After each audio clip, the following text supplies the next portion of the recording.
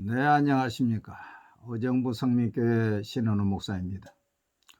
제가 유튜브를 하는 것은 바른 진리의 말씀을 전해서 믿음을 세우고 이단에 빠진 사람들을 돌아오게 하기 위한 것입니다. 그렇게 하기 위해서 천주교회 개신교회의 차이, 공산주의, 신천지는 교회가 아닙니다. 여호와의 증인에게 묻는 8대 질문, 안식교인에게 묻는 10대 질문, 안상홍 하나님의 교회에 묻는 21가지 질문을 올렸습니다. 성경 공부는 내비게이터 입문편, 제가 쓴 제자반 성경 공부, 또 제가 쓴 잠언 속에 숨겨진 비밀을 올렸습니다. 혹시 이웃 가운데 이단에 빠진 사람이 있으면 제 유튜브를 소개해 주시기 바랍니다. 벌써 깨닫고 돌아오신 분들이 많이 계시고 지금도 저와 상담을 하는 분들이 계십니다. 오늘은 신명기 14장 28절로 29절을 가지고서 하나님의 긍휼이라는 제목으로 말씀을 전하겠습니다. 하나님은 긍휼이 풍성하십니다. 특별히 객과 고아와 가부, 이 가난한 자에 대한 하나님의 긍휼이 넘칩니다. 성경에 보면 여러 곳에서 이 가난한 자에 대한 하나님의 배려가 나오는데, 첫째는 이 가난한 자들이 하나님께 속죄의 제사를 드릴 때에 구약에서 반드시 짐승의 피를 가지고 드려야 됐습니다. 염소나 송아지나 아니면 비둘기, 이 피가 없이는 속죄함이 없는데 이 가난한 자가 비둘기를 드릴 수 없는 경우에는 하나님께서는 밀가루 10분의 1 에바라도 드려라, 그렇게 하나님께서 특별한 방법을 제시했습니다. 레위기 5장 11절 12절 보면 만일 그의 손이 산비둘기 2마리나 집비둘기 2마리도 미치지 못하면 그의 범죄로 말미암아 고운 가루 10분의 1 에바를 예물로 가져다가 속죄제물로 드리되 이는 속죄제인즉 그 위에 기름을 붓지 말며 유황을 놓지 말고 그것을 제사장으로 가져갈 것이요. 1 에바는 23리터라고 합니다. 그러니까 10분의 1 에바는 밀가루 2대 정도가 되는 것입니다. 속죄 제사에는 반드시 피가 필요한데도 그것을 비둘기도 드릴 수 없는 형편의 이 가난한 자를 위해서 하나님은 밀가루라도 하나님께 드리라고 한 것입니다.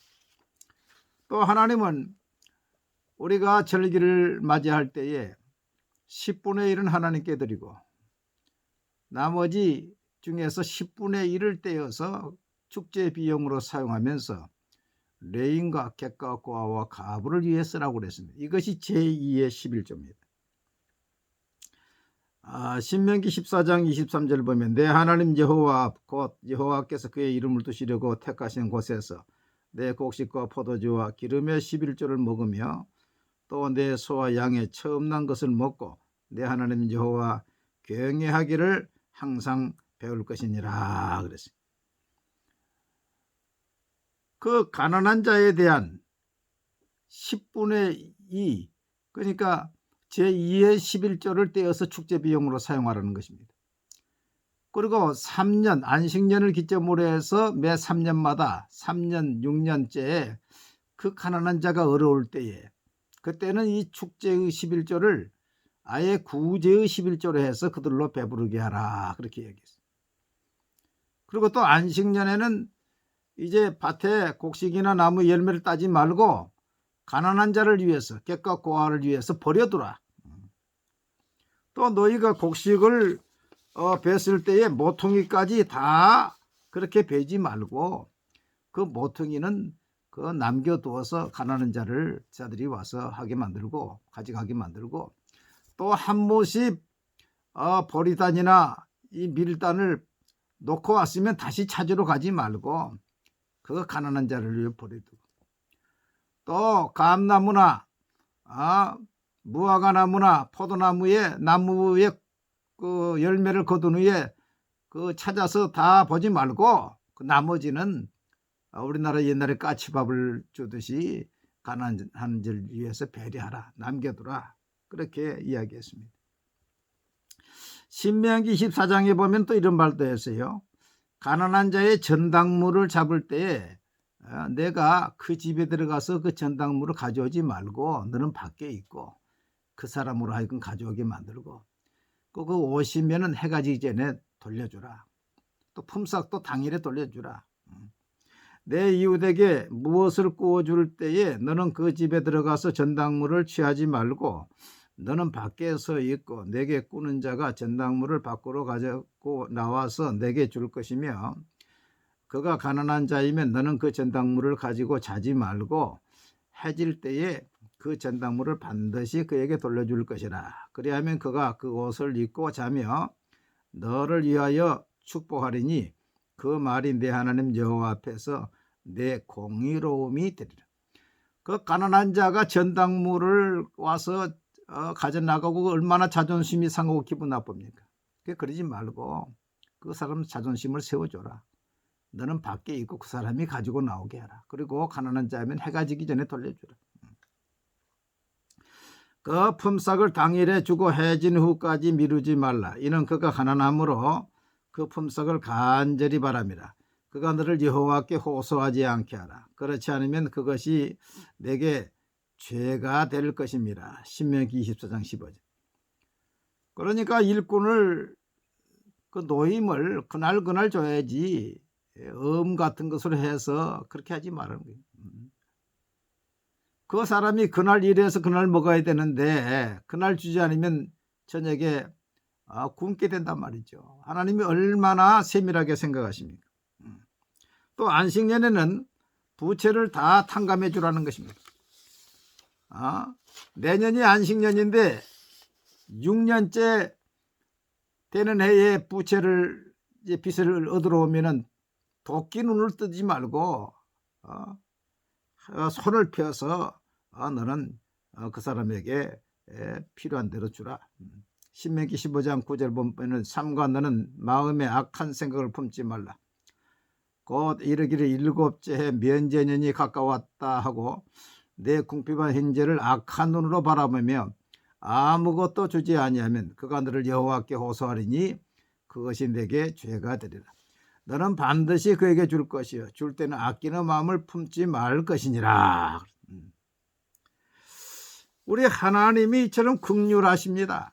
긍휼이 풍성해요. 가난한 자의 속죄 제물을 밀가루로 대체해 주시고 또 제2의 11조를 가난한 자를 위해 쓰게 하시고 3년 6년에는 구제비로 쓰게 하시고 또 안식년에는 빚을 탕감하게 하시고 또 그들을 위해서 밭에 남은 이삭이나 그런 걸 버려두게 만드시고 혹시 그들의 집에 물건을 전당 잡을 때는 내가 가서 물건을 가져 나오지 말고 너는 밖에 있고 사람으로 가져 나오게 하고 그리고 또 당일에 품삯은 줘서 그 사람들이 저녁을 먹도록 하나님이 그처럼 세심한 배려를 하고 있는 것입니다. 그렇기 때문에 우리가 이 하나님의 긍휼의 마음으로 살 때에 하나님이 그 사람을 축복해 주십니다. 잠언 11장 24절 25절 흩어 구제하여도 더 부하게 되는 일이 있나니 과도히 아껴도 가난하게 될 뿐이니라. 구제를 좋아하는 자는 풍족하여질 것이요 남을 윤택하게 하는 자 자기도 윤택하여지리라. 잠언 14장 31절 가난한 사람을 학대하는 자는 그를 지으신 이를 멸시하는 자요 궁핍한 사람을 불쌍히 여기는 자는 주를 공경하는 자니라. 잠언 17장 5절 가난한 자를 조롱하는 자는 그를 지으신 주를 멸시하는 자요 사람의 재앙을 기뻐하는 자는 형벌을 면하지 못할 자니라. 잠언 19장 17절 가난한 자를 불쌍히 여기는 것은 여호와께 꾸어드리는 것이니 그의 선행을 그에게 갚아주시리라. 시편 41편 1절 보니까 가난한 자를 보살피는 자에게 복이 있으며 재앙의 날에 여호와께서 건지시리로다. 3절 여호와께서 그를 병상에서 붙드시고 그가 누워있을 때마다 그의 병을 고쳐주시나이다. 마태복음 19장 13절 너희는 가서 내가 긍휼을 원하고 제사를 원하지 아니하노라 하신 뜻이 무엇인지 배우라. 야고보 2장 13절 긍휼을 행하지 아니하는 자에게는 긍휼 없는 심판이 있으리라. 긍휼은 심판을 이기고 자랑하느니라. 자문에 보면 인자함이 사람을 얻는다고 그랬습니다. 사도행전 9장에 다비다는 구제와 선행이 많았는데 하나님이 죽었으나 그를 다시 살리셨고, 10장에 고넬료도 내 구제와 기도가 하나님께 상달되었다 그랬어요. 그래서 베드로를 총해서 은혜를 받게 하신 것입니다. 이런 하나님의 긍휼의 마음을 가지고 사는 사람은 이방인일지라도 하나님이 축복하십니다. 우리는 경주 최부잣집의 가훈을 보고서 지금도 참 마음이 뭉클합니다. 12대 300년 동안 만석군으로 살았습니다. 이 가문의 가훈을 보면은 첫째, 만석 이상의 재산은 사회에 환원한다. 둘째, 주변 백리 안에 굶어 죽는 사람이 없게 한다. 여러분 주변 10리 안에서만 찾아도 대단한데 백리 안에 사람을 책임을 졌어요. 세 번째, 흉년에는 논을 사지 않는다. 옛날에 흉년에 흰죽논이 있었다고 합니다. 흰죽논. 흰죽 한 솥단지에 논 한 배미가 왔다 갔다 했다는 거예요. 그처럼 절박하다는 거예요. 그래 그때는 논을 사지 않는다. 넷째, 과객은 후하게 대접한다. 다섯째, 파장의 물건을 사지 않는다. 이런 파장에 싸지 않아요. 사지 않는다는 거예요. 여섯째, 벼슬은 진사 이상하지 않는다. 일곱째, 시집온 며느리는 3년 동안 무명 옷만 입고 살아야 된다. 자, 어떻게 하나님을 모르는 사람들이 이런 긍휼의 마음을 가졌을까요? 그러니 12대 300년 동안 만석군으로 살았지. 뉴욕시에 가면은 세 개의 공항이 있습니다. 뉴욕 공항이 있고 라가디아 공항이 있고 존 F 케네디 공항이 있습니다. 저는 뉴욕 공항에 한번 가본 적이 있습니다.